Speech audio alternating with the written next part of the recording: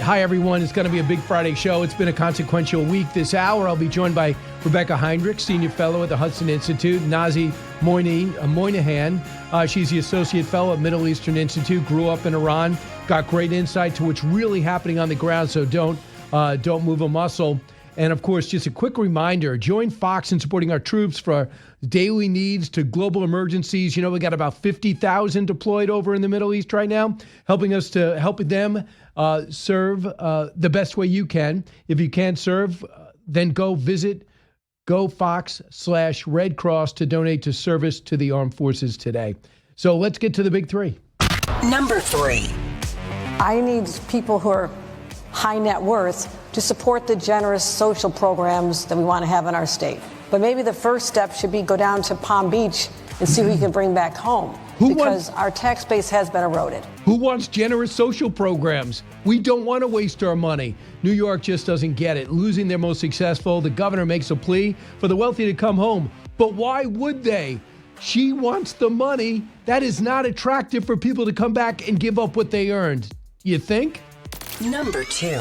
Our party is governed by the TDS, and I would define that by epic fury. He could come out for ice cream and lazy Sundays, and now suddenly Democrats would hate it. We would want to vote it down. It's so true, and that's a sensible Democrat obsessed with Trump. Dems saying life after Trump is still about Trump. It's bad for their party. It's bad for the country, but have at it. Number 1. The Iranians made a huge strategic mistake by firing into the Gulf. We're going after Gulf Arab assets.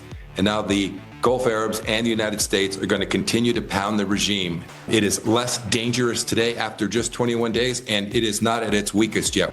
Day 21 in the U.S. and Israel's mission to defang and destroy the Iran regime continues, while what's left of the IRGC continues to target energy of our Gulf states and our allies, making it more important than ever that we finish the job. And that's why I want to bring in Rebeccah Heinrichs, Senior Fellow at the Hudson Institute. Rebeccah, it's kind of a race. It's a race. How much damage can Iran do to Gulf states' energy resources before we can kill them all? Right. Well, Brian, thanks for having me. So I think that what's going on is the Iran regime is being so degraded. I mean, and that's putting it really lightly. I mean, the United States with the Israelis has completely dismantled their air force. We're going after their missiles, drones. Yes, the launchers so that they can't even launch missiles if they can rebuild missiles. But now we're going after their ability to even rebuild. So all of these tunnels that they have built underground to have these missile factories, destroying that. And so now what the IRGC is doing is it's trying to pressure the Gulf states, make this so painful for the Gulf states that the Gulf states pressure the United States. That's why they're lashing out and hitting really civilian targets and energy critical infrastructure in Saudi, Qatar, Bahrain, and so far, and the Emirates. And of course, it's not working. As you just heard Secretary Pompeo's voice there, he was saying, look, it's backfiring. You've got the Gulf states now partnering with the United States. This is all about now the next kind of line of effort, Brian, is going to be the United States trying to find ways to stabilize the energy market and then to coerce the Iran regime sufficiently so they can no longer threaten the Strait of Hormuz. Right. That's the whole thing right now. We got Warthogs, we got Blackhawks, we have our own drones policing that area, trying to blow up the fast boats and stop the drone attacks in the area. Because you hit one tanker, the insurers say we're not going to insure anybody going through. Yesterday, not one ship went through. So we cannot leave this battle unless we find a way to stop the chokehold on the Strait of Hormuz. So the president realizes that, Rebeccah. For people who think the president was going to see the price of oil go high and then leave, they're mistaken. Yeah, no, I think you're exactly right. And also there's this just lie, this myth that the Trump administration somehow just didn't plan for the Iranians to do this, to threaten to close the Strait of Hormuz. I mean, I have been studying this issue for years and years in my own work, and every single war game exercise, tabletop exercise I've ever participated in regarding our potential strikes against the Iranian illegal nuclear facilities, it always accounts for the inevitability that the Iran regime will then try to terrorize the global markets by threatening the Strait of Hormuz. So the Trump administration clearly knew that this was baked in. This is why in the first wave of attacks, the Trump administration or President Trump initiated the military campaign to go after all of those cruise missiles, the Navy, and to kind of look at the Iranian coastline. So yes, so there's still a lot of work to be done here, but the Iranians can still terrorize us if it's just like you said, just a single drone or a single missile can spook these insurance companies, raise the prices, and you're not going to have people having the confidence. But I think we're going to get there, Brian. It's just a matter of time before we have sufficiently degraded the Iranians' ability, and then you'll see some naval escorts, and then possibly even the United States taking even more action on Karg, that island there that the Iranians use to threaten the Strait. Because if we leave now, then all of a sudden the Arab states say we're vulnerable. Number two, we didn't totally cripple the regime. And they say the message they get, we could stop America from acting again because of the threat on the energy cycle. And of course, the threat of the Strait of Hormuz. And the question is, what are we going to do with the USS Tripoli full of 2,500 Marines? The president was asked about troops on the ground. Cut 3. Mr. President, do you intend to lift sanctions on Iranian oil, and do you intend to potentially put U.S. troops or more troops in the region? No, I'm not putting troops anywhere. If I were, I certainly wouldn't tell you, but I'm not putting troops. So we just don't know what the Marines are going to do. What do you think? Well, I think that there is a very attractive option. This is all about, I think that the center of gravity at this point, Brian, is going to be who has control over the Strait. And we want the United States and our partners and allies to have control over the Strait. That would be just a monumental win if the United States could in some way plant the flag there. And so I think that it would be very attractive for President Trump at this point to be looking at Karg Island and looking at these Marines that are being sent to the region. My understanding is upwards of 5,000 Marines. That's actually a small number if you think compared to what the United States did in Iraq. This is not a ground invasion to take Iran. This is specifically, I think, what they're looking at is how to take wrest control over the Strait. So I think it's possible. Remember, just a couple of days ago, Admiral Correll, the leader of Central Command, who's carrying out this mission, leading it, he said that we destroyed 90% of the military capabilities the Iranians had on Karg. So it's already sufficiently degraded. It's just now about who has control. And if the United States can get control of Karg, I think that is the end of this. Well, we could, Rebeccah, what's the downside? The downside is we become targets, right? So if they are able to shell the island or send some one-way drones and kill some Marines, not only is it tragic for their family, obviously, that first and foremost, but they're able to say, look, we know where to get the Americans. We got them on the ground. They said they weren't going to be on the ground, and now they're targets. But it is a way to stop 90% of their oil. But at the same time, does that send a mixed message? Because to keep the price of oil down, Scott Bessent actually said we're going to let the Iranians sell their oil. So if we stop their oil, are we working against our own game plan? Well, I think that you have to think about it sequencing. I think what Bessent's he's trying to make sure that the price of oil kind of stays stabilized right now. And we're still, the price of oil is still lower now than it was during the Biden administration. And we're in the middle of a war against the largest state sponsor of terrorism in the Middle East. So I think that there's a short-term gain here, which is to kind of stabilize the price of oil. But the long-term strategy is to take away the Iranians' ability to coerce us. When you think about it, look at Venezuela. I mean, we took Maduro out of Venezuela. We now have a compliant Venezuelan regime. We're still letting Venezuelan oil get out. The Venezuelan people are still going to have that oil. So it positively impacted the oil markets. It's just that we want to be able to benefit from it and not have this country, compelled by and coerced by our enemies. I think the same thing is what's going on with Iran. We want to make sure that the Iranian regime cannot terrorize global energy markets by threatening to hit these ships in the Strait. So that's what this is about. So here is Tom Klaza. He's the Gulf Oil senior advisor on what we are doing. Cut 16. It's marginal unless they reopen the Strait. I mean, he mentioned 10 days, and it's about 10 days supply of crude oil exiting the Strait under normal circumstances. So it's a problem. I think, it probably raised a lot of eyebrows out there that you've pursued some policies that you hope benefit the Americans, but in the meantime, they're benefiting Russia and probably benefiting China and even Iran to some extent. One would hope that when those supplies are sold, that it doesn't go into some sort of treasury where they can replenish weapons. Is that a worry?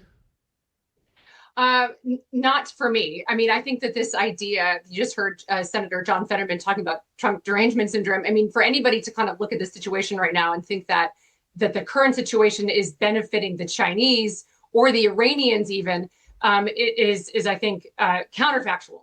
I do think that we are in a situation, again, short term, where we have had to, the Trump administration decided to release some sanctions against Russian energy right now, again, in the short term to stabilize markets. But remember, Iran is still one of the greatest helps and partners of the Russians and the Chinese, not just in the Middle East, but for their geopolitical strategy to undermine the United States and our alliances. So in the big picture here, if the United States can successfully degrade the regime, get a more compliant regime in there, let the Iranian people take back their own future and enable us to be the ones controlling energy. Again, we're going to need partners too, Brian. I really appreciate President Trump trying to get the Europeans to come alongside and help too now. The more help we can get, the sooner I think it'll be better. But again, I still think the benefits for what this mission is doing in Epic Fury is just outweighs any kind of short-term struggling we might have with markets. And if you see the way they're desperately trying to rattle the cages of our allies, you know how ruthless this regime is. They went to Beijing to sign basically a mutual pact of a peace pact with Saudi Arabia. And what are they doing? As soon as they're hit, Saudi Arabia gets shelled. And yesterday they hit the Saudi Arabia in one of their ports that they were supposed to use an alternative site in the Red Sea. So the Saudi Arabia came out and says our patience is not and bottomless. And I think they might be ready to act as well against Iran. Now, my only concern with that, with the Saudis, is that they still have to follow our lead. I mean, what we don't want, we saw this whenever the United States was cooperating with the Saudis to go after the Houthis. We still want, the Houthis aren't as good at targeting. I'll just put it that way. Or the Saudis aren't as good as targeting as the United States is. And so we want the Saudis to listen to the United States. So if you're going to have these other players come in on the side of the U.S., that's great. But we still want to make sure that the United States is the one leading this effort and it's coordinated and collaborated really well. The other point I'll say to the credit of the Saudis, when the Iranians hit that other port, that terminal that the Saudis were using to sort of circumvent the strait, the Saudis assessed it and quickly got it right back open. So very resilient. That's another thing we have to take into account. When the Iranians hit our Gulf partners' energy infrastructure, they've been pretty resilient in getting it back online because, well, they're on our side and they have the ability and the economic leeway to do that. The Iranians do not have that kind of advantage. So when you saw this strike, this limited Israeli strike against this piece of this oil field in Iran, I mean, that sent a message. Look, you guys are targeting energy infrastructure. You do not want the United States and Israel targeting yours because you will suffer far more than we will. That's the lifeblood that's keeping the regime having any kind of capacity at all. So a couple of things. It looks like the president's son is his advisor. He's 46 years old, and he's keeping a journal on Telegram. And you get an idea of what's going on. And he says that the IRGC command are really in control right now, that the current supreme leader is not doing anything. Essentially, all the higher-ups that are alive are concerned they're going to be killed, so they're hiding out and even not communicating with each other. There's a sense of panic amongst them, and there's a sense the war can end if enough of them are killed. This is according to the son of the president, who evidently tried to resign. The son didn't write that, but who tried to resign a couple of weeks ago. And they say that they are really concerned that shelling and attacking our Gulf neighbors is going to blow up in their face. So the things that we're speculating, that's what he's putting forward. Yeah, it makes total sense. I mean, the other thing that I would say is it has backfired. These other Gulf states, again, are siding with the United States. So that's kind of undermines another myth. In other kinds of media outlets, you'll see people say, oh, my goodness, this war is spreading. It's growing because Iran is targeting other states. But it's not spreading and growing. There's nobody who's siding with the Iranians, except, of course, the Russians are providing some targeting for the Iranians. But that's the extent that the Russians are even been willing to help Iran. And of course, the Chinese only helped Iran before this war in trying to help rebuild their air defenses. But Iran is isolated, Brian. The other thing that's really important about the internal dynamics in Iran is the IRGC are the ones that were really well armed and very ideological, part of the Islamic Revolution, very committed to the supreme leader's goals and missions. The standing army in Iran, not so much. Those guys are much more, it's a larger, just more numerical than the IRGC, and they're more Iranian nationalists. So my hope is that you kill enough IRGC individuals, leaders, and you can continue to hold out the hope of defections and providing monetary incentives to the standing army. That's perhaps we could get some kind of Iranian Dellis Rodriguez. I don't think that that's impossible or implausible. And I think that that's almost certainly what the Trump administration with the Israelis is trying to do. And by the way, just a note about Dellis Rodriguez. She just fired the brutal defense minister that everyone hated. Even though I know she's never going to win over people, and I don't know much about her except for she's listening to us right now. Firing the defense minister is an important step forward. Emptying letting all your political prisoners out would certainly help. Rebeccah, great stuff. Great point. We'll look for that this weekend. Maybe we see some more public defections. The Treasury Secretary said that yesterday, that there's a lot of defections within the Army, and you just mentioned that they might be the most open to jumping ship. Rebeccah Heinrichs, thank you. Thanks, Brian. And by the way, I'm thoroughly for this operation. It is thoroughly for the risk. I'm also bringing up other points in order to get the best points out of my experts. But believe me, I am for this operation. It's by far the president's toughest decision, and it's the one I possibly respect the most. Don't move.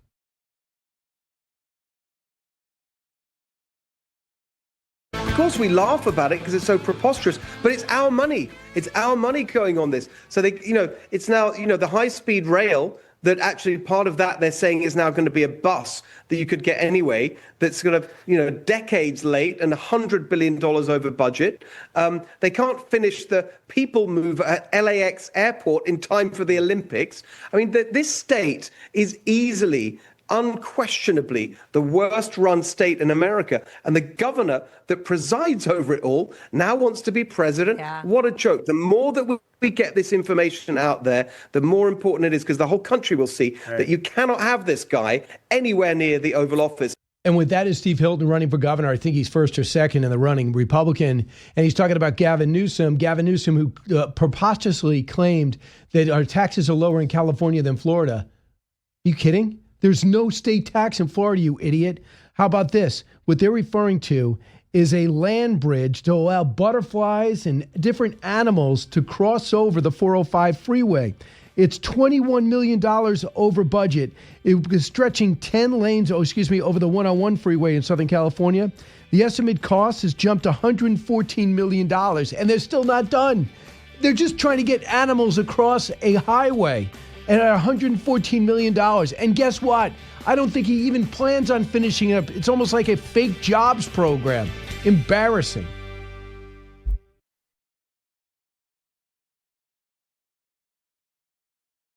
We've obliterated their Navy.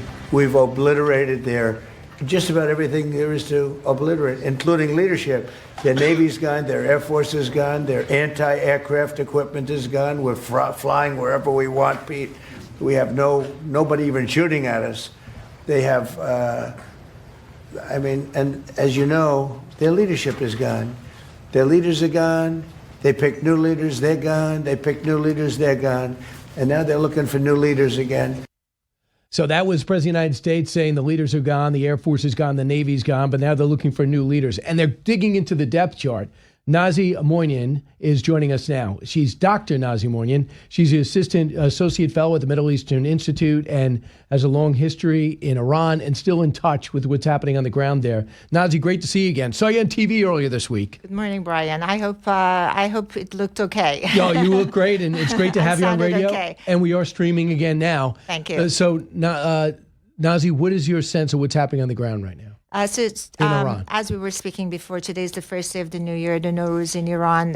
It's a huge celebration. It's not an Islamic celebration. Nowruz is about 4,000 years old from the time of ancient Iran and the big emperors. So this is a time people get together and celebrate. And there's much to celebrate this year because there's hope that they will rid themselves of the regime. But also it's a time of anxiety and sadness because they're coming through from losing 30,000 people. And Iranians are very tight-knit, very close-knit society. So The loss of one person in one family is felt by 200-300 people around them. So imagine when you have 30,000 people killed, you plunge about 6 million people into mourning, and that's what's happening in Iran. And right now you have the killing of the 19-year-old wrestler and his friends who they say killed 2 cops.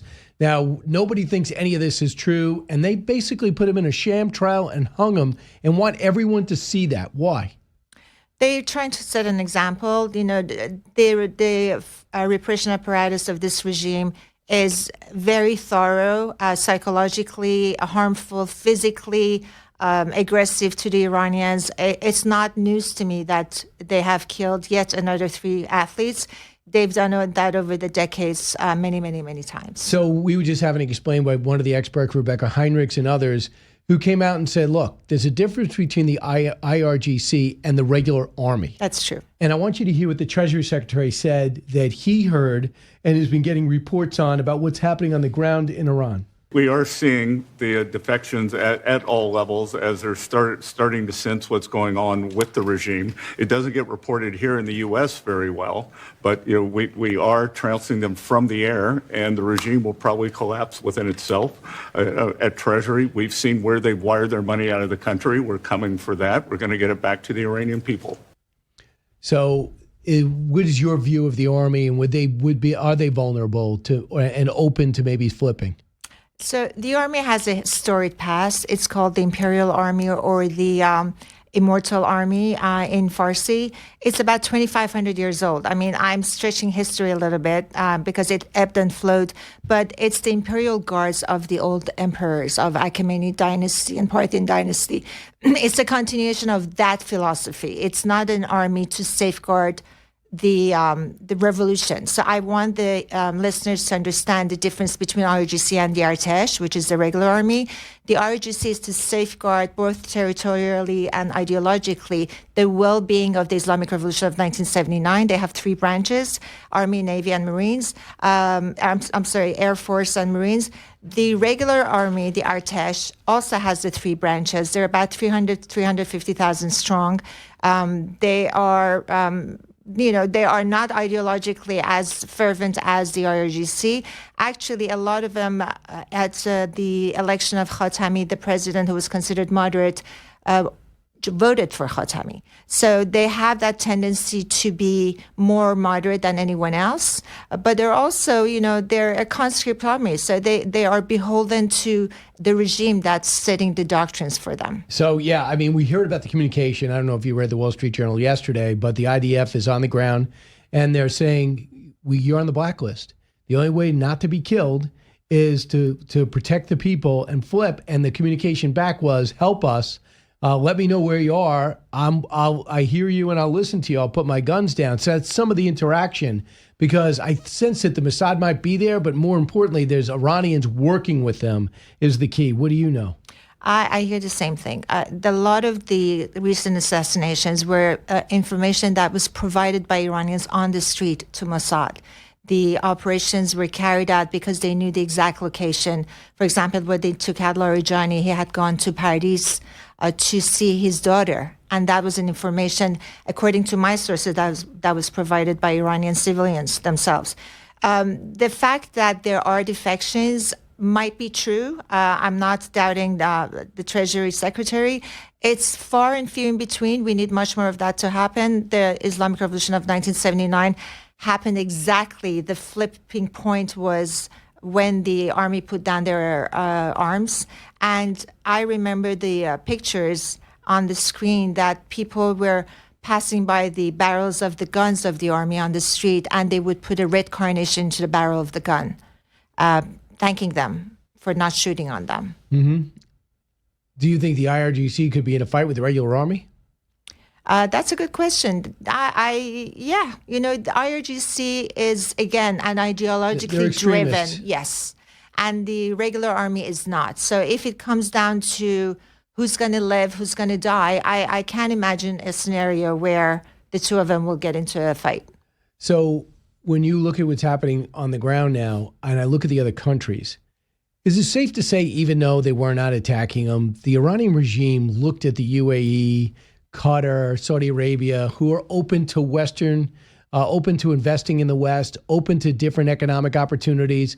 As somebody, it's a rival to them. A rival because they don't want their people getting this sense of entrepreneurship, of the possibility of being open to Western investment. Like the UAE is, I think, 40% of their money comes from tourism from the West or from business from the West. And they're doing Qatar's putting $1.4 trillion into American infrastructure. That's exactly right.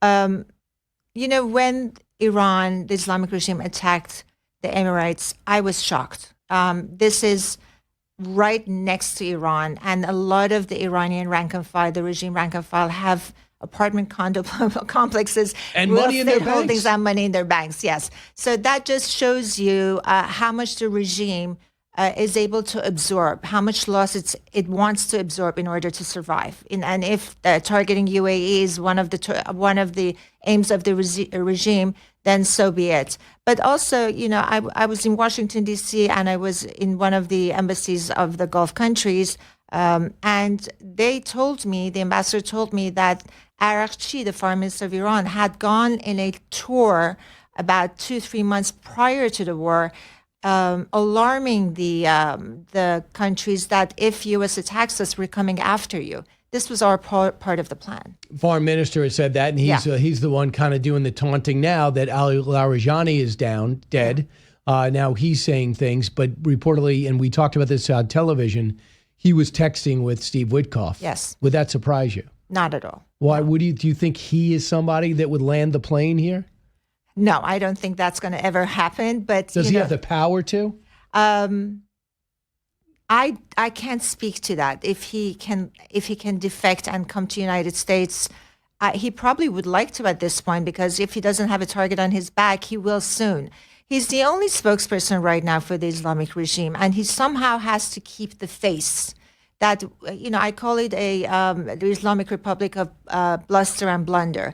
They say whatever they need to say to just keep up the facade of strength. It's all lies. It's all exaggerated lies. It's all exaggerated lies, and that has worked for 47 years for the Islamic regime, and it's not going to work anymore because we've called their bluff. Actually, this president has called their bluff, and they know they can't continue to act with impunity. So when people talk about a threat, that was the story yesterday. How big a threat and how important is it? They were talking uranium. I want you to hear what Tulsi Gabbard said as DNI. The congressman is Cohen, cut 6. It is truly remarkable. It is years of work. By the way, our private sector. I'm sorry, cut 5. That's Mike Pompeo. Cut 5. Does the IC know where Iran's enriched uranium is? The IC has high confidence that we know where it is. And can you tell us that in classified? We can speak more about this topic in the classified setting. Okay. Could it be, we have methods of destroying it? This is a conversation for a closed setting, sir. So we think it's hidden in or bombed out in those two areas. To get that uranium, to get on the ground there and have to work that site would take a lot of security to get it. A lot of security, a lot of political will. This is not something that's going to come to any sort of conclusion over any short period of time.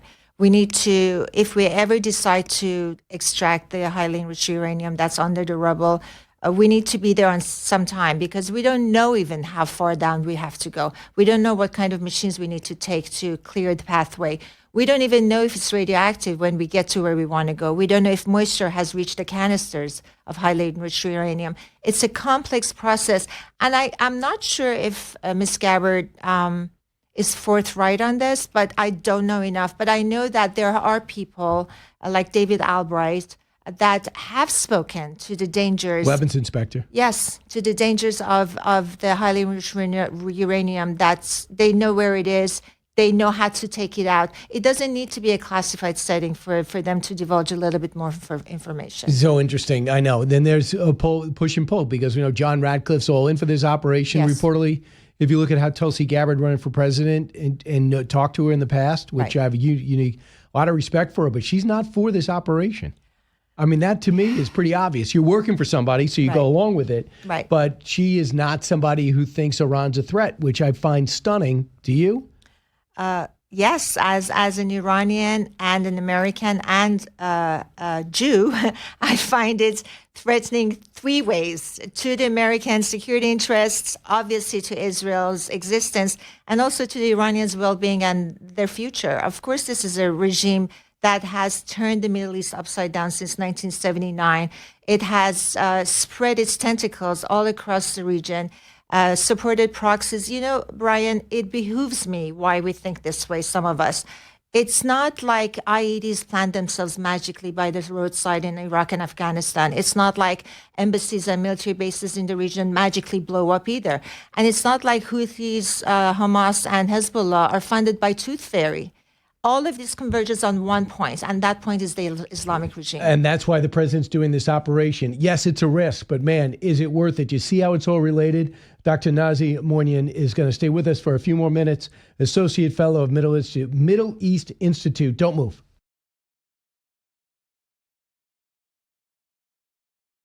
A few more minutes with Dr. Nazee Moinian. She's Associate Fellow at Middle Eastern Institute. So as we look to this weekend, my hope is that some of the New Year's celebrations would lead to some consolidation and organization, because it's expected. There's a reason for you to be out in the streets to maybe help people organize. Do you think that the ground is now set to possibly begin to organize to take over the country? Brian, I wish I could say yes. I know that the Iranians have passed their tests. Listen, they've been out in 1999. They were sprayed upon with bullets. They were out again in 2009 protesting the vote. Where's my vote? Again, out in 2019 with the cutting of subsidies, and then 2022 with Women Life Freedom Movement, and again now. They have no fear of showing their discontent and actually hatred towards the regime. The regime only has about 10 to 15% base of support, but they're the ones that have the monopoly of violence.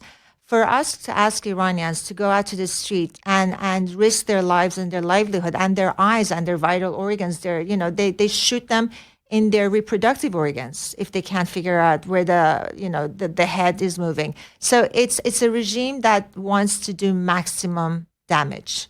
They've experienced it very recently, and I can't imagine a scenario where, with no internet access, no guns, no sense of outlet at this point, they will say, it's time to go back out in the streets. What kind of support does the Crown Prince have?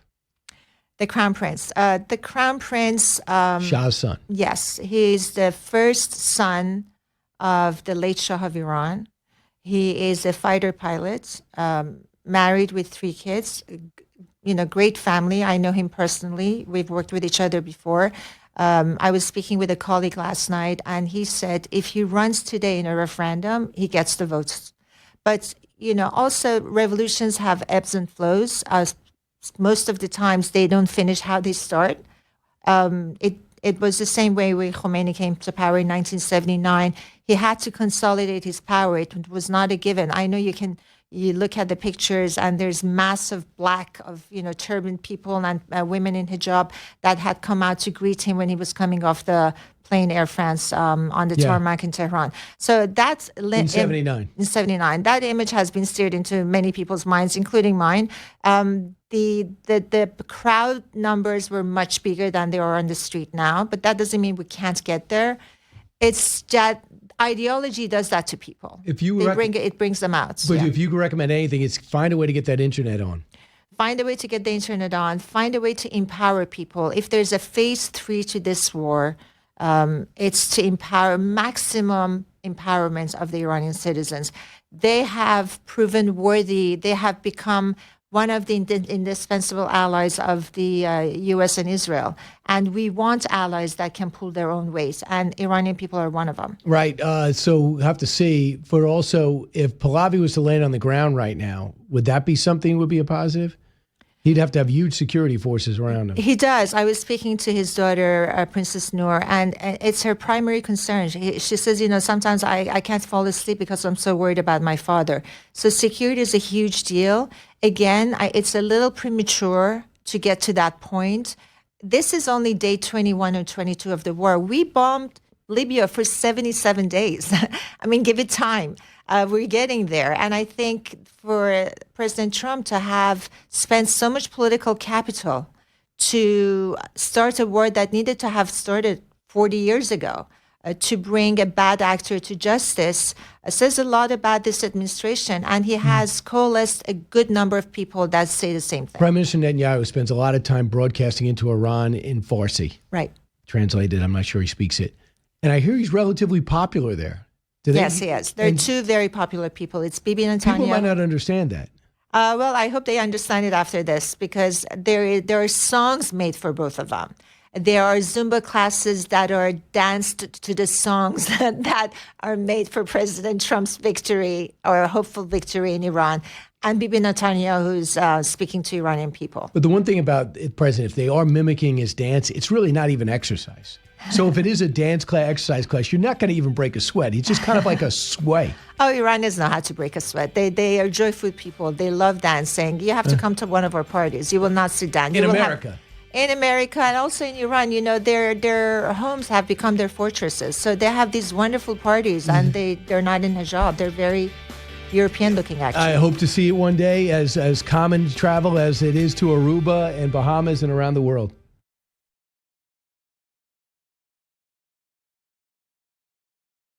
Let's bring in John Spencer. John, first off, 21 days in, what grade would you give our military and the strategy? So, good morning, Brian. I mean, if there was a grade, of course, A+, but we're off the chart here because what the United States and Israel is doing to Iran has no precedence. It's actually challenging some of the history of how do you wage a war, how do you target people, way ahead of what they even planned. But I think this is a change in war and warfare, to be frank. What's changed? What's so different about it? So first is just the ability to open the war and target. As of this morning, Israel had eliminated the Basij head of intelligence, and the IRGC spokesman. That ability to target the entire echelon of a political and military apparatus. So it's not just a decapitation strikes. They are hunting these individuals with extreme intelligence, both in what you can do with satellites, drones, human intelligence, but also precision. So once they find any of these individuals, of course, there's a $10 million bounty on every one of them, but their ability to strike them. I mean, I did the invasion of Iraq. We had a deck of cards. Some of those people we didn't find for months later. Saddam was 9 months later. This changes how do you attack the will. War is a contest of will of your enemy, as well as defeating their capabilities. And what the United States Air Force and Israel Air Force has been doing to just dismantle, to include the industrial base so they can never even build another missile again, is historic. So today, the Warthogs, Blackhawks, as well as our ships, are trying to destroy their fast boats and any of the assets that are keeping the Strait of Hormuz unpassable. What else could we do there? What is the mission there? Yeah, so it's about reducing the risk. So the fact that you have A-10 Warthogs, a tank in the sky, one, it's a signal of how much has already been done to defeat the enemy's air defense capabilities. You have Apaches with out-of-sight missiles they can launch. Their mission is to continue to reduce that risk no matter what the Iranians say they can do, and make it so that international shipping and this global choke point can resume operations with, but they're hunting. They're hunting drones, the launching sites, they're hunting the boats, they're hunting the mine lane equipment, anything that could interdict that Strait of Hormuz. And I think that the allies will be able to contribute greatly as well. When now initially they said no, and now you have so many European countries that will be a part of that. So, John, right now they say, what's the big deal? Get a battleship, get a destroyer, and escort the barges. What makes it difficult? If I told you that we're going to send a destroyer through there and I want you to work with these tankers, where do they go? How do they escort?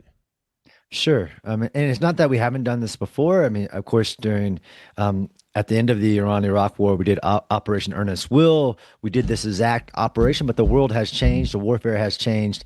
So you'd have to have capabilities like destroyers in front of a convoy of commercial ships and behind it, being able to interdict anything, because even though Iran's missile launches are 90% degraded, 95% of the drones, if one drone gets through and hits a commercial oil tanker in this choke point, right, 20 miles long, the shipping lanes are only 2 miles wide, that would be a significant hit to the ability to continue doing the escorts.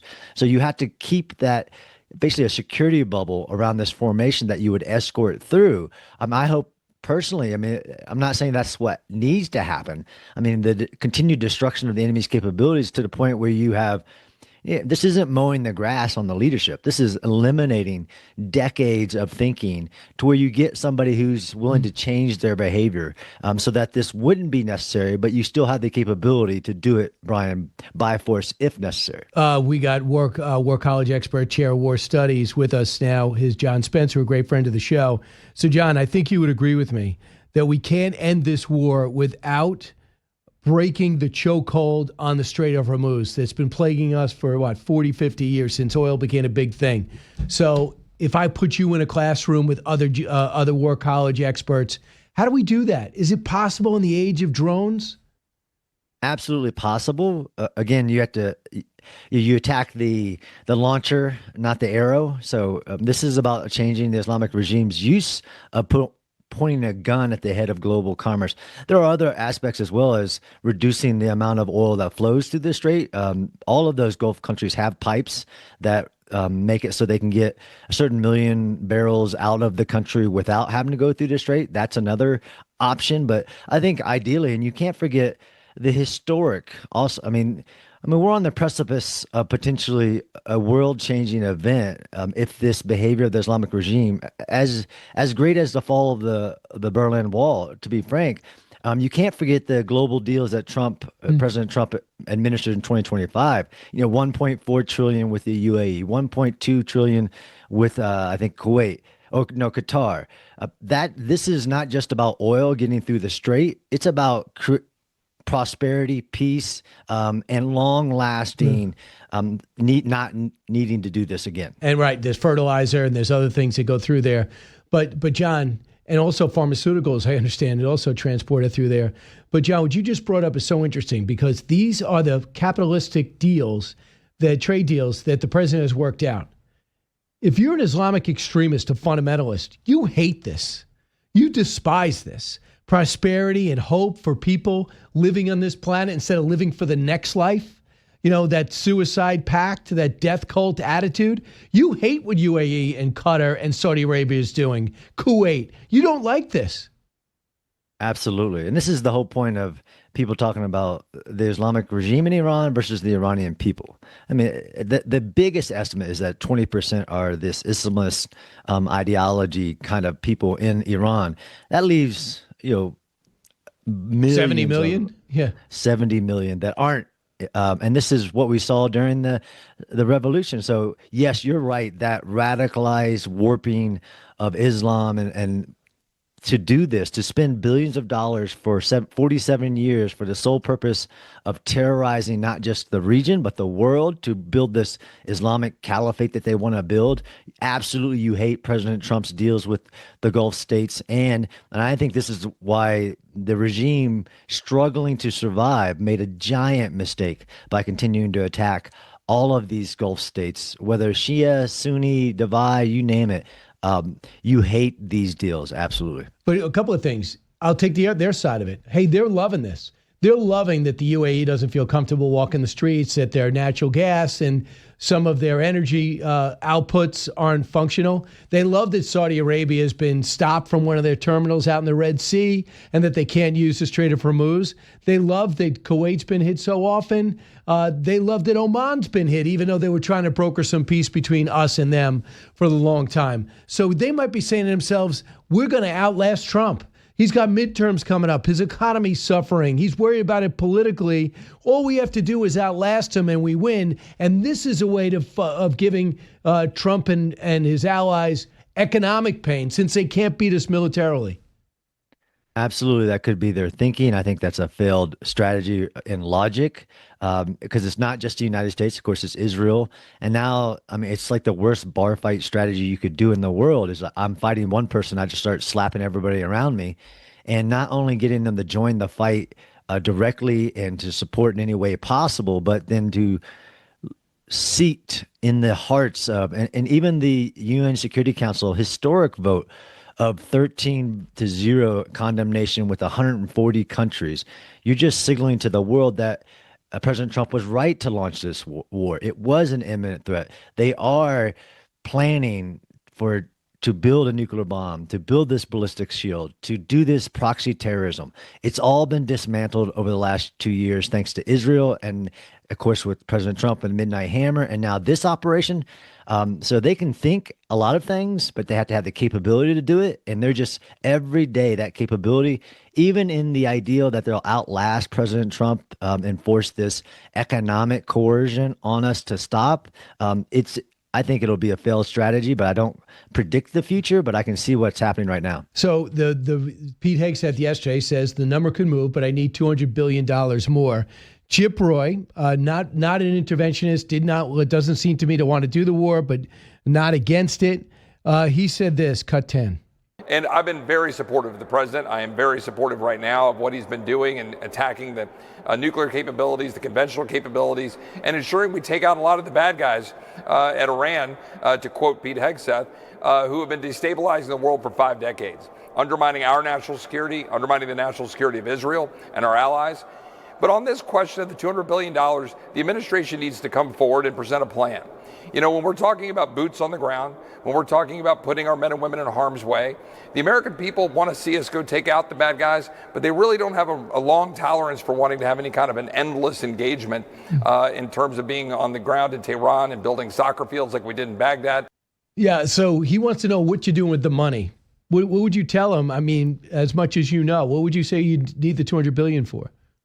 Yeah, and I think Secretary Hegseth said it yesterday in the update on the war. That's to keep the U.S. military the strongest power on the planet, and to replenish the stockpiles. Everybody wants a perfect bloodless war. There's no such thing, but the capabilities the United States has been demonstrating in Iran is historic in the investment that we make, unlike any country in the world, in our military. According to the Secretary at this moment, of course, our elected leaders will go through it line item. What are you buying? This war has showed that we need these capabilities and we need to replenish the stockpile immediately, because it's not just Iran that is the threat. The kind of this global international order relies on that security that the U.S. military provides, and the deterrence that it provides. I think it would be a big investment, plus the industrial base, right? So Ukraine war exposed that we had a industrial base problem in artillery rounds. Now we're talking this higher echelon of precision guided munitions or interceptors. What President Trump said yesterday is that that high 4th level of interceptors and that 3rd level, but also things that we haven't even seen yet being deployed in Iran. That costs money. Saving lives costs money. We only got a couple minutes left, but John, you write about China's really on the clock here too, because they sold the missile defense system to Iran. They're buying oil at $14 a barrel from Iran for years with a $400 billion investment in return. And doesn't look like China's missile defense was too strong in 2025 and it was inoperable in 2026. So what does that tell you about America and China? Yeah, I mean, made in China, it doesn't just apply to toys. It means cheap, knockoff, unreliable. And that's what I've heard, what I've seen around the world in all the battlefields I visit. Both Russian air defense systems and Chinese air defense systems are inferior to U.S., Israeli technologies solely. So this is about maintaining that competitive advantage over these systems. Of course, if you're an arms dealer, I wouldn't buy China. But if you're an enemy of the United States, I want you to buy Chinese air defense systems and Russian air defense systems, because it doesn't matter if it's Venezuela, Ukraine, Pakistan, or now Iran, they're inferior to these superior American weapons that cost money. So John, people going, well, China must be laughing because we haven't finished them off yet after 21 days. Aside from the rhetoric, what do you think China's really thinking about what America has shown? I think if you add in, everything that the U.S. administration has done from the Panama Canal to Venezuela, now Iran, China's seen its grand strategy unravel in front of its face. Of course, Iran is this gas station, but also a big part, like you said, the $400 billion investment that they just signed with them is about their kind of grand strategy of economic warfare against the United States, buying up all of the docks in South America, getting this agreement with Iran to destabilize. I mean, where do you think Iran got the capabilities to enrich uranium and the capabilities to build longer range missiles? It got it all from China. So China, in my opinion, is just seeing all of its work unraveling to include that grand strategy of the Belt and Road economic warfare. John, it's always great to talk to you. I know our audience really appreciates it. The chair of war studies at the Madison Policy Forum, executive director of the Urban Warfare Institute. He takes it like a science. And man, there's a lot going on right now to study. John, thank you. Thank you, Brian. You got it. Listen, when we come back, we'll have a few minutes on the other end. Bottom of the hour, Marc Beckman joins us. You're listening to the Brian Kilmeade Show.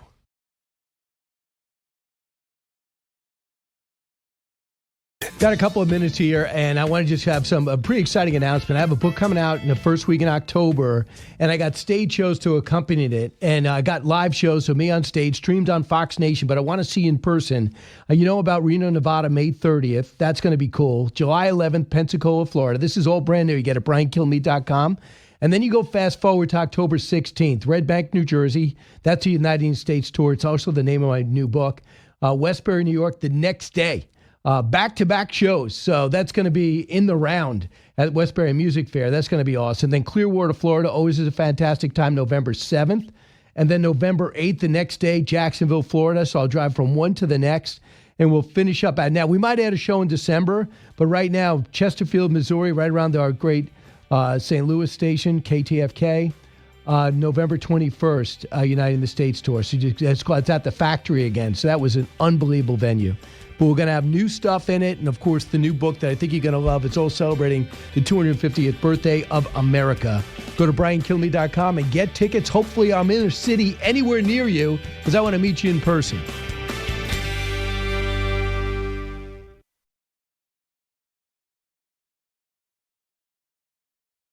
All right, well, welcome back. We have a lot going on today. We're following it all, including...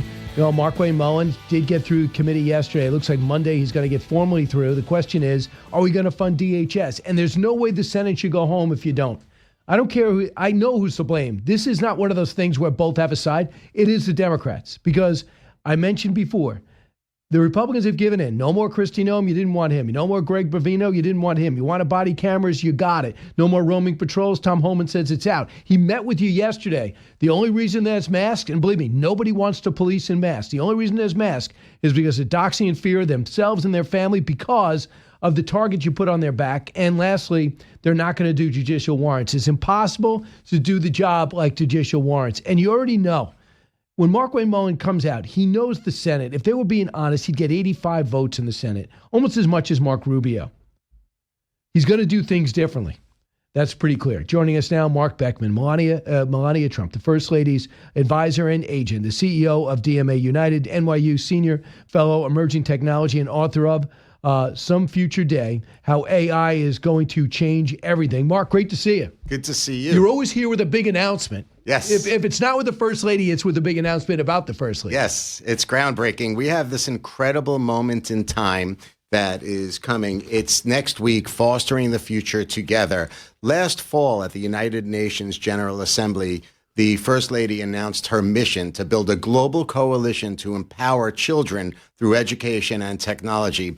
And the inaugural meeting is this coming week on Tuesday and Wednesday in Washington, D.C. On Tuesday, it's at the State Department, where private sector, best-in-class private sector companies will be assembling with almost 50 leaders, 50 nations from around the world. And then the big highlight of the week is when the First Lady brings in, historically, this is record-breaking, almost 50 nations into the White House in one day to host Fostering the Future. Is it together. First Ladies? It's all First Ladies from all over the world, almost every continent. So we're going to see incredible countries, Poland, France, UAE, Saudi Arabia, Morocco, small nations from the Caribbean, St. Kitts. They're all coming together in this think tank type of atmosphere to see how to empower children. So how do you do it? I mean, but for example, what's the program? Well, I think what's critical right now is the fact that these countries have become members. This is a long-term vision for the First Lady. They're member states. And what she's doing is she's building out access to private sector technology to try to give some level of democratization across the globe. Countries, for example, that might not be able to afford access to technology from Palantir, Zoom, Adobe, Microsoft, Meta, they'll all be present with us in DC. And now they could collaborate firsthand, access to information, So it's going to knowledge. be, you're going to come up with things together. Correct. In other words, the door closes, the cameras go away, and how do we do this? It's a full-on think tank. The second day in the White House, Melania Trump has invited a select group of first ladies who are experts in their region with regards to technology and education to come in and provide what they're doing, solutions, advantages, legislative ideas, new innovation, risks, concerns, and beyond, all in this room so that the entire world could be empowered at the leadership of Melania Trump. So it's interesting, like Poland's a country with the GDP on the rise as opposed to St. Kitts, Correct. which is a challenged island, right? Correct. So how they have different needs. How do you service both? Well, this is the thing. It's not about America servicing, right? This is more about learning. So what's interesting with St. Kitts is that they went through a lot of issues during COVID. They were really alienated from the rest of the world at that moment in time, but they leveraged technology to really bolster up their educational platform. There are a lot of countries in the world that are far away and also have populations like archipelagos that are far away from the mainland. And what they could learn from a small nation like St. Kitts is how to leverage technology in classroom, how to teach, how to empower their teachers to have access to more data and information, and then as a result, impact their overall business sectors. So, Marc, you got an interesting challenge because we're at a time that we're beginning to have a generation who realizes maybe social media isn't the best thing for us. Maybe technology isn't the best thing for us. Maybe we have this excess communication has been somewhat torturous and it actually gets in the way of education. How have you said, I understand that, why people are locking away their phones in school. At the same time, you need it. Brian, there's no doubt about it. And the First Lady has created this vision where if American children become best in class as it relates to technology fluency coupled with education, this generation has the ability to set the stage to provide America with dominance at an economic level. We could expand our GDP, we could attract foreign capital, and we could own what I think is the most important asset of the future, IP, intellectual property. And that level of technology is going to hit every business sector. This isn't just about technology and education. It's about empowering the next generation so we could lead in defense, in agriculture, in healthcare, across the board.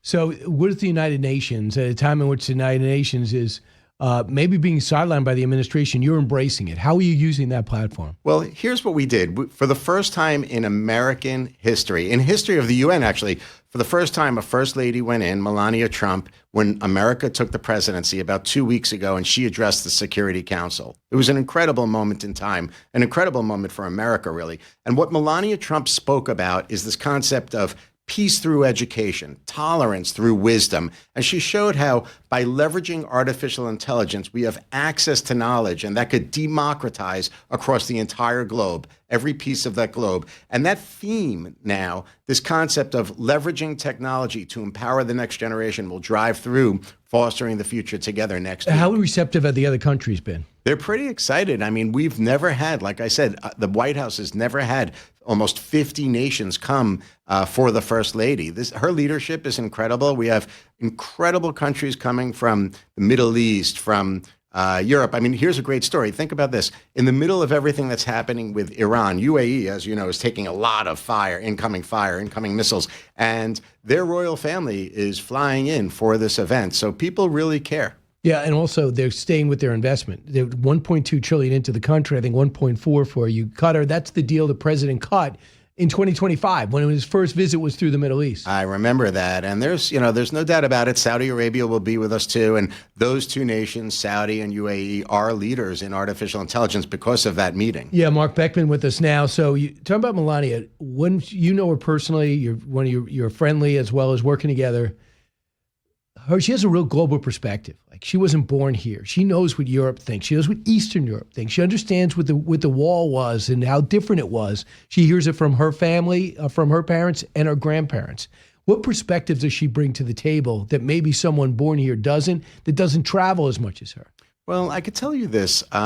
She's definitely a child of the world. But when you start to think about America, she has a lot of respect for America. You could read in her book, for example, she discloses her entire journey as a person who is an immigrant. It's, again, it's another groundbreaking moment for a first lady. And that was a tough process for her. People think that she became an immigrant and was naturalized with her husband. But in fact, that entire process was begun independent of President Trump, and she's really proud of it. And as a result, she has a lot of respect for our nation. She thinks that people that come into our country should really respect everything about it, respect our systems, and respect our Constitution. So she cares a lot about being American. Understood. So tell me about I know you weren't with her in the first term, but I got this sense as when everyone talked about the shock of Donald Trump's biggest upset in political history, beating Hillary Clinton, he comes to the White House, he had to learn a lot. So he was the least experienced president, maybe, and now he comes in as the most experienced president. But for the first lady, as she told you, because you weren't there, what it was like then as opposed to now, she came in really ready to go from day one, as opposed to the first time getting used to the fact, oh my goodness, my kid's still in school. I got to move to Washington. There was so much change. For sure. It's interesting that you say that because in the film, actually, in Melania, we look at this moment in time as she goes into 47, and she has clear visibility as to what she needs to do. And what she's doing with regards to 47 as opposed to 45 is transforming the office of the East Wing, transforming the First Lady's role. And what we're doing next week in D.C. further underscores this point. So she's action-oriented now. She's not about waving the flag for policy. She's not about creating all the beautiful events at the White House. They're doing that, of course, and it's a tremendous undertaking. But if you think about her achievements in just the past year and a little bit more, all of it has been action-oriented, and they're impacting people's lives. So you could look at the reunification of the Ukrainian and Russian children and families. You could look at what she's doing with the foster care system domestically. You could look at what we're going to implement now with Fostering the Future Together. She secured $30 million for American individuals and allocated it to HUD so that foster care individuals can have housing. I mean, what she's doing now is really transformative for the office because she's only focused on impact. That's it. Well, she also has a perspective on how the president's being covered and how she's being covered. She's got a pretty thick skin because she has not gotten a fair shot, in my view. I don't think anybody thinks she's gotten a fair shot. First ladies usually walk on water. I mean, Republican and Democrat, let's leave them out of it. Nancy Reagan took some incoming because she was so involved with Ronald Reagan and the astrology, and we remember that. But she still was lauded. I don't think Melania has gotten that treatment. She doesn't complain. I get it. That's the way she's made. But you must have noticed. Well, look, I mean, we're living in a crazy time period. You have a woman here who is proud to be the First Lady of the United States of America. She's impact-oriented, and all she does is good, right? She goes out and does good work every single day for Americans, and she's proud to do so. And yet, all of the things that we're talking about today won't be acknowledged by liberal media. Does she have thick skin? Of course. She knows where things stand. She knows how the media operates, how the negative people, the haters, are going to hate. That happens all the time. She's inspirational if you really look at it as a person that has like incoming arrows at her all the time. But the reality is that it doesn't matter. She keeps her nose to the ground and just keeps on building month after month after month. So there was a story, as you know, in the Wall Street Journal today, the president said, look, we're going to have a reset when it comes to immigration. And Marc Mullen's going to lead that. And he said, basically, the way it was perceived with the mass deportation, James Blair, a political expert, insider, said, we're not going to use that term anymore. Americans don't like it. Also, some of the things we did with rounding up people and putting them maybe into the El Salvador prison was not taken well by the American people. So the president had his strongest issue kind of flipped to be a negative issue when you saw what happened in Minneapolis. And one of the people that told him that, along with James Blair, was the First Lady. And she said, look, whatever you're trying to do, it's not being perceived that way. And you think you should change your approach. That you're probably one of the few people who's not surprised by the influence she has. The First Lady carries more influence over the president than people realize. At the end of the day, she's the last person he speaks to every single day. And I know that they have an amazing relationship. They're tight. She's, she looks at the world in a way that is intelligent. She's thoughtful. She takes the time to come up with ideas, concepts, and opinions as it relates to policy, and she'll share that with him. And I think her point of view matters. She influences his decisions with regards to personnel, with geopolitics, and behind. But I have to tell you, Brian, at the end of the day, President Trump, he makes his own decisions at all times. At the end of the day, it's President Trump who says, finally, this is what we're going to do. Which why I laugh out loud when I hear people on other channels say, Benjamin and other podcasts, Benjamin Netanyahu got him into this war. Have you met? You can't have it both ways. One minute you say he's headstrong, doesn't listen to advice, and the next minute, he's getting this. He's doing what Benjamin Netanyahu wants him to. Come on, Marc. You know him as a person. There's nobody bulls President Trump to do anything. He is the most solid-minded person that I've ever met in my life. And I'll tell you this, instinctive. Oh, there's no doubt about it. But think about how brave he is. He knows what is proper as it relates to moral quality and values. And right now, this war in Iran, I want to tell you, regardless of the midterms, regardless of the naysayers, he knows what's right, he knows what's wrong, and he's pursuing it. He doesn't care about what happens with polls and politics and media. He's doing what he thinks is right, and I give him a lot of credit for that. We should all give him credit for that. Was the First Lady at the formal dinner last night with the Japanese? She was not. So how much is she looking forward to that ballroom being built?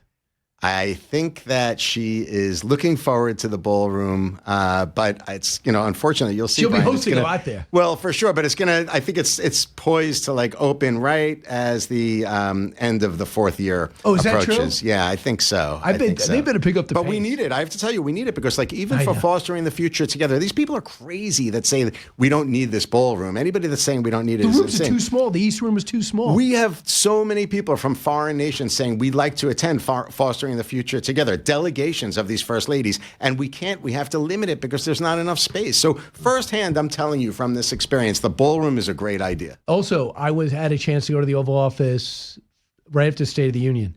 That patio is a great idea too. It's amazing. Because, you have a chance, you get the sense that there's an activity, a bracket on the activity as opposed to sitting on the lawn. Everyone loves going to the White House. I got it.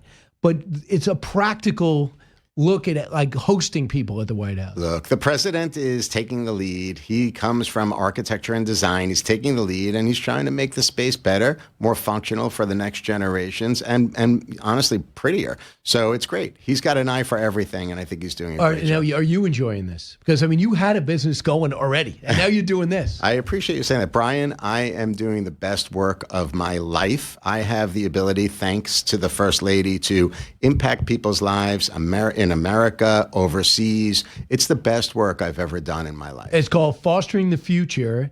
And one more time, the two events you have coming up? So Fostering the Future Together is in Washington, D.C. next week. On the 24th, it's at the State Department. Our First Lady will be providing opening remarks to best-in-class corporations as well as almost 50 nations. And then day two on the 25th at the White House. Ambassador Waltz has been a help? He's been amazing. He always helps. He's my man. Yeah, he helped us with this, too. He's incredible. Yeah, I know. UN Ambassador. That's fantastic. Great to see you, Marc Beckman. Good to see you, too. Back in a moment.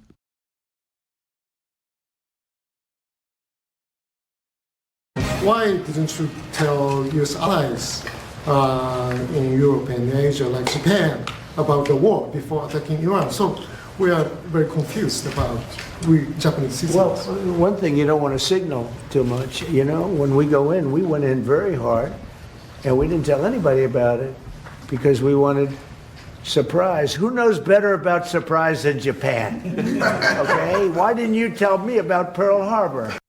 That is fantastic. I love it. Some people are criticizing him. I guess Jimmy Kimmel went off on him last night. What are you, an idiot? Do you remember that Tony Blair was walking through the White House with Bill Clinton, or it was George Bush? I forgot which one. And he said, hey, sorry about burning down the White House. He goes, okay, we're over it. That's the British burning down the White House. In the White House that was burned down. They were invading our country. That's a flat-out war. And it was okay to do that. But to do it in front of the Prime Minister of Japan, talk about Pearl Harbor, it's actually a great story because now we're allied with Pearl Harbor, okay? We're allied with Japan, which I think George H.W. Bush was the first one to say, hey, you guys shot me out of the sky at the age of 19. I was saved when an aircraft carrier picked me up. And now the President of the United States and I'm with the Prime Minister of Japan. That's one of the cool things about what happens after war, we hope. By the way, some great news. Go to briankilmeade.com. I have the Uniting the States tour, first History, Liberty, and Laughs. I got dates up there you have not seen before. Reno, Nevada, May 30th. July 11th, Pensacola. October 16th, Red Bank, New Jersey. October 17th, Westbury, New York. Clearwater, Florida, November 7th. Jacksonville, Florida, November 8th. Chesterfield, Missouri. The St. Louis fans, I'll be there November 21st. We'll probably add a date in December. briankilmeade.com for tickets.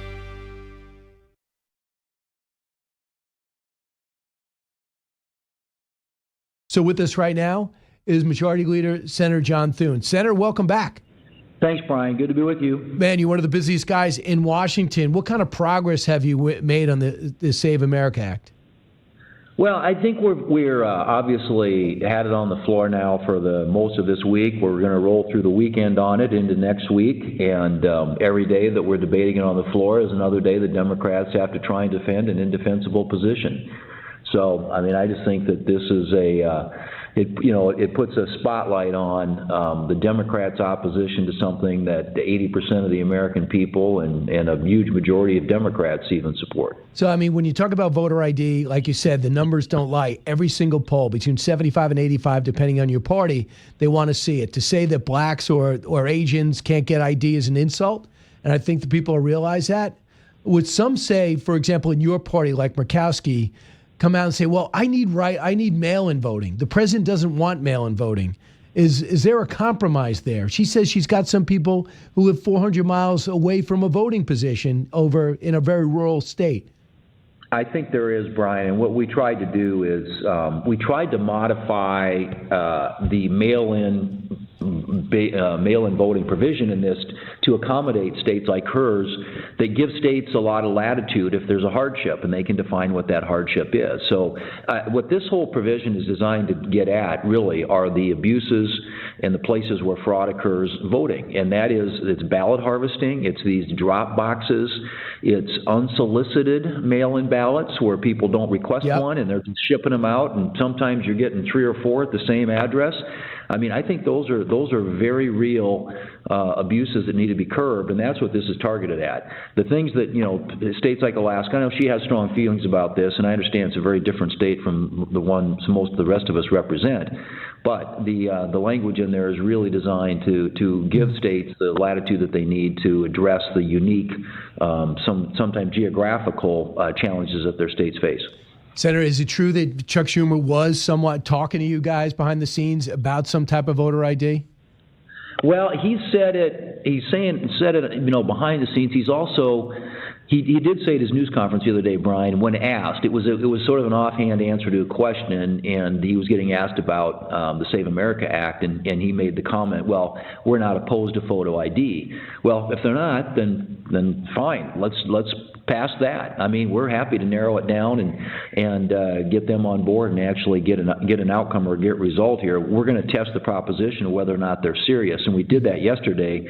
One of our colleagues from Ohio, John Husted, offered a unanimous consent request to just pass photo ID, and the Democrats blocked it and objected to it. So they're trying to, I think, pay lip service to this because they know how out of step they are with the American people and how commonsensical most Americans find this issue, but whether or not they'll actually come through and actually deliver the votes on getting us a result and getting something done is still an open question. So you would have taken that if it passed. You might have done a version of the Save America Act as just photo ID.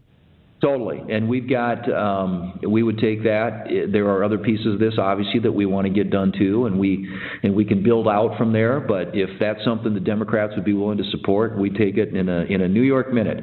But I think we're going to find out whether or not they're serious. And he, like I said, I think he's saying some things right now because they're starting to feel some of the political pressure, and hopefully that'll continue. They'll continue to feel that, and maybe they'll get to a point where they actually would work with us to enact, even if we don't get the rest of the pieces of this done, to get photo ID done. Where were you in 1996?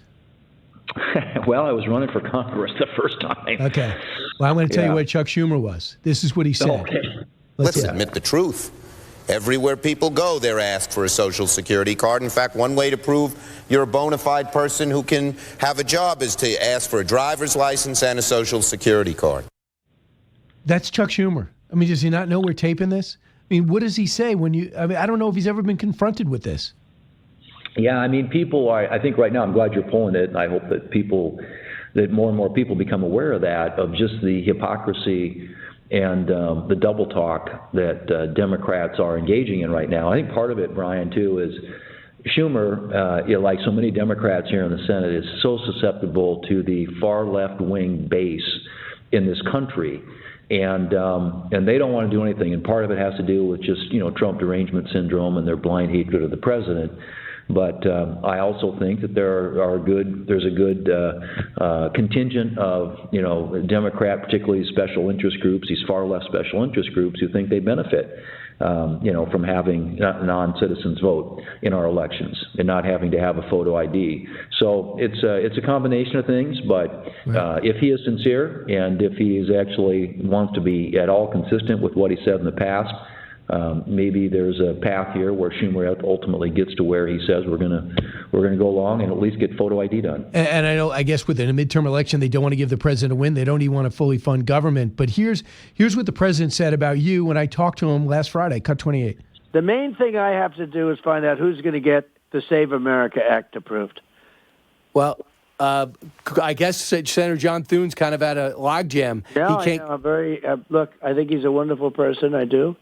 But he seems to be, not that he doesn't want to do it, he doesn't think he can do it.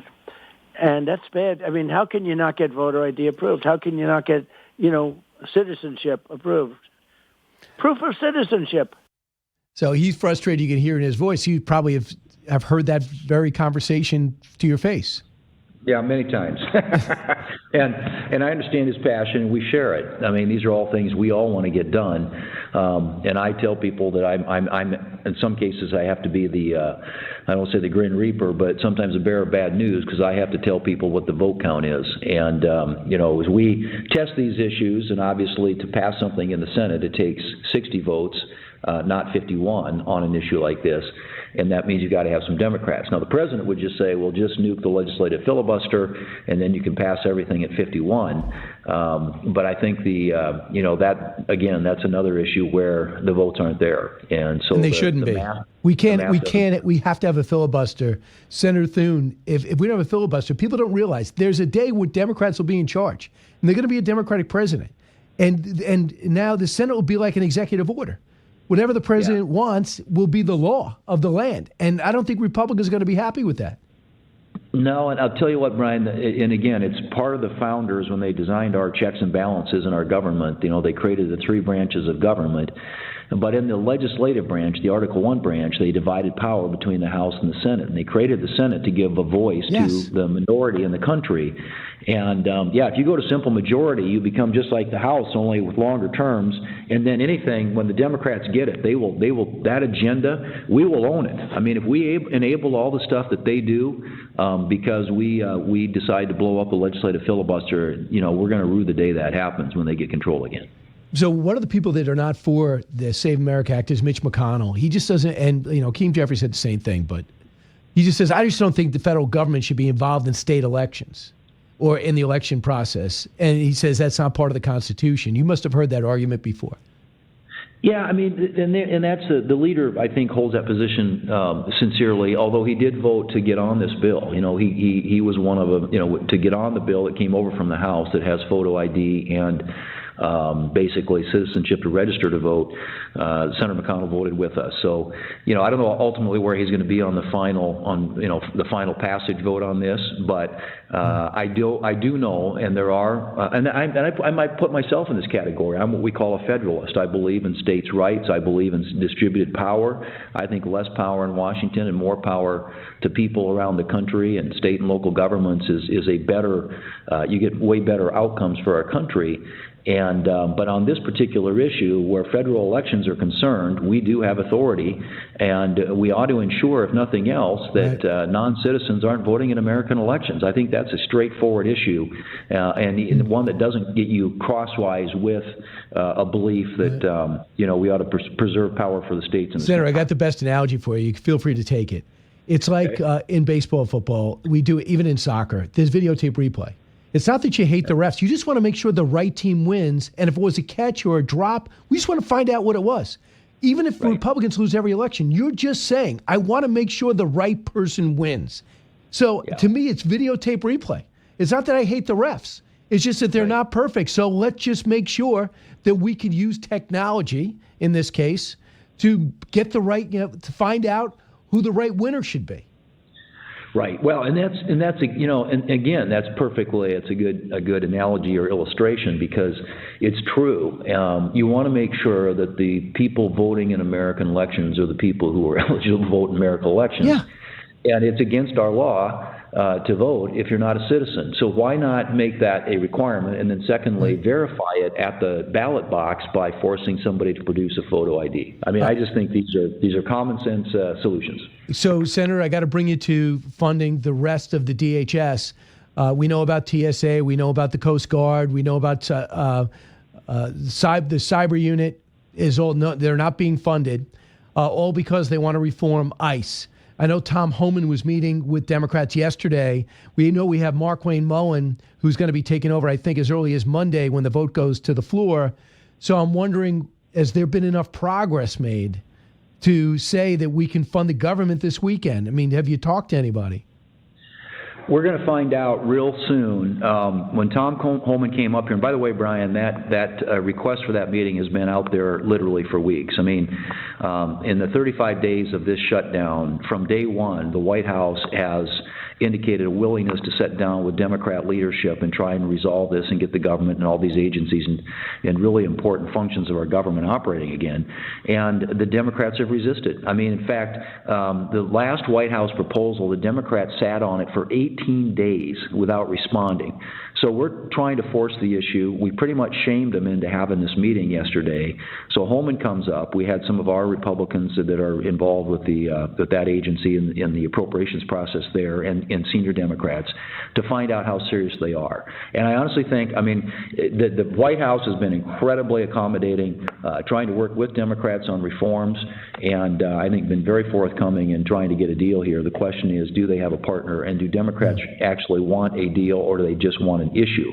And my impression, at least up until now, is this is all about politics for Chuck Schumer and the Democrats. The far left base is demanding, again, that they fight the president, and in the meantime, you got a lot of important functions of our government, a lot of people who aren't working, jobs that aren't getting done. And I have never seen this in my time in politics, where one political party, their hatred of a president actually surpasses what they know is in the clear interest of the safety and security of the American people. So I heard there were progress yesterday. Would you characterize it the same way? And number two are the two issues the masks and judicial warrants? Yeah, I mean, I think those are the two issues. The White House has come a long ways on several issues. I mean, on body-worn cameras, on identifying, agents when they go in, if they're going to find people who are here illegally or who are criminally here, and then other thing they've also made, I think, significant headway on is. The mask issue, I think, is the one that's still the outstanding one. But I think in terms of just the other issues that are out there, I think the White House has done everything they can to try and get the Democrats the solution that sort of fits one. And I was going to say the other one is the limitations on where they go. And I think the White House has said, okay, churches, hospitals, schools, places like that, they're willing to make accommodations so that they're not, going into those types of places. And on the issue of warrants, it really comes down to, personal residences and things like that. And I think, again, the administration is willing to work with the Democrats to try and get a solution there. So those issues are there. To me, there's deal space there, Brian. It's achievable. I think we can get an outcome. Regrettably, we don't have a at least right now, a partner at the table. But we're going to find out today if that partner is going to show up. You have to. And lastly, on the Iran war, it looks like Pete Hegseth's saying the Secretary of War, you're going to need $200 billion more. Your thoughts? Well, look, I mean, we spent 4 years under Biden where defense spending didn't even keep up with the rate of inflation. So things had fallen way behind, and we're trying to catch up now. And we are in a conflict with Iran that has no question about it. It has a cost associated with it, and I think we have to factor that in. Now, my view is that this isn't going to last all that long. I think that the objectives are being achieved. The mission is going to be accomplished here before long, at least in terms of what we needed to do there. But I do think that we've got to make sure that the munitions that have been depleted are replenished, our stockpiles are ready. We live in a dangerous world, and I've always said, Brian, if you don't get national security right, the rest is conversation. The other things the other issues don't matter much if you can't defend the country. So I don't know. We haven't seen the specifics of that request. That sounds like a big number to me. But once we get the details, we'll work through it and see what we need to do to make sure that our military is ready to meet whatever threats are out there. Yeah, this has been the menace of the Middle East really since the 80s, forever. And I think the president made his most courageous decision by taking it on. If it ends in a few weeks, I don't think people are going to remember March in November. But I know you got your hands full selling affordability when the market has dropped 300 points today. And oil's around $100, but I think it's for the right reason. Senator Thune, always great. We really appreciate, and so does our audience when you come on with us. Good to be with you. Thanks, Brian. Talk to you soon. You got it. Back in a moment.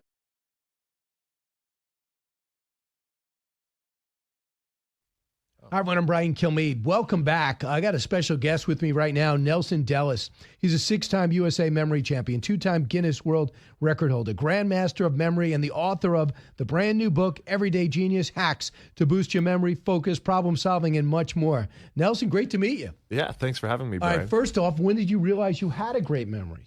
Well, actually, I wasn't born with a great memory. It's something that I trained myself to have after I saw my grandmother go through Alzheimer's, and she passed away from it in 2009.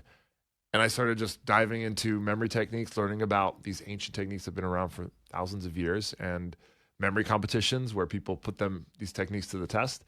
And I started training for those competitions. So you watched her memory and her grasp for the memories, and you said you didn't have an especially great memory, right? You don't have a photographic memory? Definitely not. So that made you curious about how the mind works? Yeah, I was fearful for my own future. I did not want the same thing to happen to my brain. And I was in my mid-20s and I thought, well, what could I be doing now to strengthen my mind and training my memory? So where'd you go? Where'd you go to find out more? I first started reading general books about memory and how it works, and then kept seeing these asides in the books about curious memory competitions and the techniques they use. And that really piqued my interest. So I found an audiobook by a former memory champion, Dominic O'Brien, read his book, and he walks you through exercises. And I suddenly was realizing that, yes, I can do it too. And when I got to these memory competitions, just got obsessed with this superpower that I unlocked, that anybody can unlock. And what were you doing prior to this? I was in school studying. I had interest in being a physicist. I got my master's in computer science and was going to be a software engineer. And then you start going to these competitions. How'd you do? Yeah, well, the first one I did okay, middle of the pack, but I was so inspired. I came back the next year and won the thing, and won it 6 times over the last. Can you give me an idea of what they would assign you in this competition? Yeah, it's pretty interesting. They have different events where it's timed and you have a certain amount of information to memorize. Decks of cards, as fast as you can, a deck of playing cards. A 500-digit number, you get 5 minutes to study and remember as many digits. 500-digit number. Yeah, as many as you can. Names and faces, so memorizing a bunch of random headshots and their names, first and last. Randomized poem, previously unpublished poem, and then lists of words, things like that. Fascinating. So can you give us an idea in your book what you've relayed? Do you give away all your secrets? Yeah. You do. So you're not keeping anything for yourself? No, not at all. So give me an idea. Like you said you didn't have an extraordinary memory. So what are some of the things we could all do right now Yeah. And what are some of the techniques we can start developing? Yeah, so the book is all about building these genius skills, and memory is up there. If you can master your memory, a lot of people think that you might be a genius, and you feel like you're a genius if you can tap into that control over your mind. And it all starts with thinking about information that you want to memorize as a picture in your mind. We remember pictures better than the abstract information that most stuff is these days. Numbers, names, speeches, complicated concepts, you know?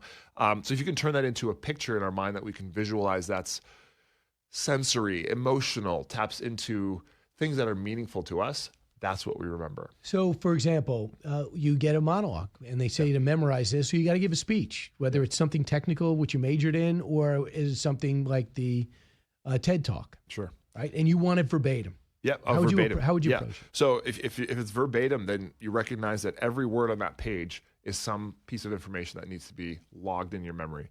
So I would turn probably word for word, like looking at each single word and coming up with a picture is tricky. But what you could do is take little phrases or little chunks of words and turn it into a meaningful image, and then connect them all in a little story. Right? We remember stories very well. So if you can take those pictures and weave them into a memorable story, you'll remember the order of the words you got to say. So give me an example of a story that you could weave. Do you need to read something? For example, if you have a story and you want to, let's say, do a biography on John Adams or something to that nature.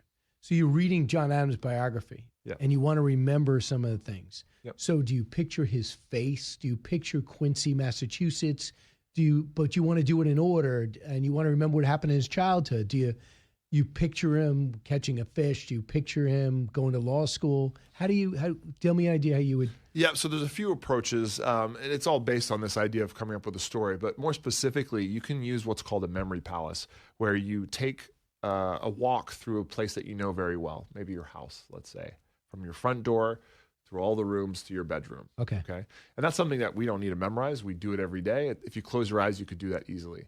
And what that does is if you can imagine things for the things you want to remember about John Adams, strewn about the house along that route now preserves all of those bits of information in order. So, you might start with his name so that you remember his name and maybe what he looks like. So you would put John Adams in your house? Yeah, I'd put him on the front door. Okay. Something to remember the name, right? I mean, John Adams is pretty memorable. But then let's say the next piece of information you're reading, his birthday or the years he served, right? Maybe you want to remember those. So you would come up with an image for that information and then attach it to the next room in your house. So, for example, let's say a birthday, May 11th, 1967. Sure. So how would you remember something like that? What's the image? Yeah, so with numbers, very abstract. A lot of memory athletes, and I mentioned we memorized 500 digits in 5 minutes. Which is crazy. Sounds crazy. I couldn't do it at one point. But we turn the numbers into pictures. So there's a way to convert, say, the numbers to letters. It's a number system, they call it, the major system, where we basically turn them into words. And then once we have words, we can picture words very easily. So a birthday like May 11th, 1967, I would turn it into a numerical version of it. And again, this is maybe a bit more advanced, but when you train your memory, this stuff can become very effortless. So May, I would picture 5, the number 5, the 5th month. 11, I have a picture for 11. And then he wasn't born in 1967, but let's just say that's the date. 19, I could probably make sense of it. I don't need to remember 19. But do you need to see what happened in 1967? Not necessarily. No? Okay. So I just have an image for 5, 11, 67. And in my world, that is Abraham Lincoln playing tennis with guitar. Yeah. That doesn't make sense to anybody out there, but I do have a system to turn those into pictures that are meaningful. And that's a silly picture that will represent those numbers, 0, 5, 11, 67, every single time. So when you do, how many numbers did you have to memorize to win? Well, you have a max of 500. Okay. So I did about 400. So if I'm creating a picture for every number, right? Isn't it easy to forget an element of that picture, which would be forgetting one of those numbers? You'd think so, and of course it can't happen when you're doing a lot of numbers like that. But the way that you turn those pictures into memorable sensory pieces of data in your mind, that's what makes it hard to forget. So the stickier you make it, the less likely it is that you're going to forget those things. Nelson Dellis is here, 6-time USA memory champion, and he's got a book out now called Everyday Genius: Hacks to Boost Your Memory, Focus, Problem Solving, and much more. For example, You walk into a bar, and they tell you, as like an exercise, get everybody's name. Yeah. So in that bar is, how many people is your threshold that you could memorize? Well, one of the records I still have it, is 235 names in 15 minutes. Do you tell everyone, don't move? I have you in order? Or no? Excuse me. No, it doesn't have to do with the order necessarily because, people could mix and leave and come back. I attach the name to the person. So. And a year from now, after you win that competition and name all those people, and you see that person in the mall, will you remember their name? Yeah, in most cases, I'm pretty good at remembering the people I meet. That It makes will no last a long sense. time. That's almost like magic. Because you have a picture, you have 230 pictures in your head? Yep, but they're all memorable, and and there's a practice to it, right? If you train this, it becomes more of a, well, I don't want to say effortless because you still have to make an effort, but it does become more intuitive to do it. So, do you think this is a technique, or have you developed something in your brain to be more expansive? Did you neurologically? Did you approach this neurologically to find out how the brain functions, where it goes in the brain?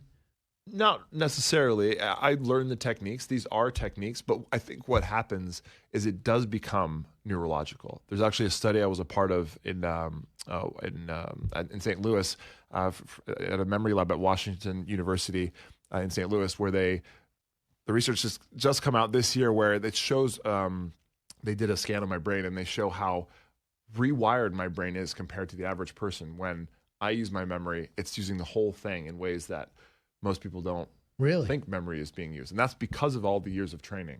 So training your memory actually does rewire your brain. So a lot of these processes are neurologically changed inside me. So do you think, so it's not necessarily your technique got better, your brain is actually adapting to what you're asking it to do? Yeah. Now, people can do the techniques and instantly see how it improves their memory, but then that long-term change is what happens when you train that skill. Do you ever lose your keys? Yeah, probably. My wife's over there. She's laughing. Yes, it does. It does happen. So here's an example. So they say one thing with memory. We should give people something to take away with. They could all improve. Sure. So they always say, picture your keys on, like when you go to put them down. Yeah. Usually people do it unconsciously. That's how you lose it. Right. Like picture your keys on top of the candle that's on your table. And like you'll just say, where are my keys? Oh, I remember because it exaggerated. I would never put my keys on the candle, but you exaggerated and you have them by the candle. Is that roughly what you're doing? Yeah, and I think an even better technique for people who misplace their wallet or their keys is when they put it down, or their phone, when they put it down, do a bizarre, out of the norm movement. Just like a snap or a little tap on the face. I know it's ridiculous. Really? No. But what happens is when you do that, you're doing a couple things. You're paying attention to the moment, which is often why we forget why we place these things so quickly and lose them. But you're also kind of marking in your memory, it's like a timestamp of something that pops out as weird. So hit yourself put your keys down. Gently. Hit yourself in the chin. Yeah, just something bizarre. That's the whole point. It's out of the ordinary. That isn't what you do typically. Just, I don't know, do a spin, tap your knee, whatever. Just something bizarre that kind of will mark that in your memory, because when you're thinking back, will. So you're upstairs. You put your phone downstairs. Yeah. But you slapped your cheek when you put your phone down. Yeah. And that'll imprint. Yeah. It's super helpful. I mean, I think the first step is to try to find a dedicated place where you always put your keys. But that doesn't always work because sometimes you're in a rush, you toss them over here. But it also tells you to be a little more present with more of your life, which again is hard to do. But I think when you learn more about memory and train your memory and treat your memory right, you start to be more present around a lot of those things that are very mundane. And I know if you go out and get the book, and I hope you do, you pick up Everyday Genius, Hacks to Boost Your Memory, Focus, Problem Solving, and much more, you're going to get these. But for people, just give people an idea of what you're going to get in the book. Can you give me two other techniques that could help people right now? Yeah, so the book talks a lot about memory and learning more, but there's chapters on reading faster and remembering what you read. There's chapters on intuition and creativity and problem solving, all sorts of stuff, mental calculation. What can I give you? For reading faster, I think a helpful thing that people often overlook when they're reading is that their eyes will be moving back and forth. So you're often moving or wasting time rereading passages or jumping all over the page. If you just give yourself a pointer, sometimes it could just be your finger, it could be a pencil. As you read, you'll find that your eyes will follow that thing and focus on moving forward in the book rather than always going Because back. is one of the things that people do to slow them down, they try to mouth the words. Like they'll read That too. every word, but your eyes can move quicker Yeah. and your brain can pick up quicker. Quicker than you think. And that's what the book is filled with, is things that most people would assign as skills for someone who's special or genius or gifted, but it's stuff that we all can do if you learn how to do it and understand that it is possible for our minds. And Nelson, one of the things that people are listening to now, they said what prompted you is you had was it your mom? My grandmother. Your grandmother. So has Alzheimer's, yeah. Is there anything that you've learned that might help someone when they're diagnosed to keep their brain as active as possible? Yeah, I think that's the key, is to keep your brain as active as possible as you age. I think in this year and moving forward, it's going to probably get worse, is there are so many things threatening to take away our own cognitive agency, where we don't have to think as much as we used to. And while that's helpful, and I'm not saying to get rid of all AI. tools out there, and AI, there's definitely a place for it, I would encourage people to use their minds more, or before they use one of those tools. So yeah, how is technology affecting all that? A lot of times it's making you dumber. Yeah, and the research is still very new, but I think it's more and more apparent that it's making us dumber. I'll give you the best example. I used to be really good at directions. When I first got my license, I wouldn't go anywhere without a map. I'd look at every trip before I looked at. I would just look at a map, and I would have great sense of direction. Yeah, we had to. Now I don't. Now you look at I your don't phone. even. I just look. I look for the next turn. Yeah. And so, Yeah.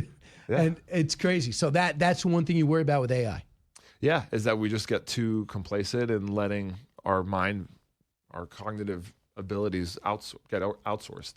Right. I imagine with law school, this would have been unbelievable if you decided to go. I found all this they stuff do is too read. late. Yeah. No, I'm happy with where I ended up. And what do you put the books out? Are you going to continue to go into these contests?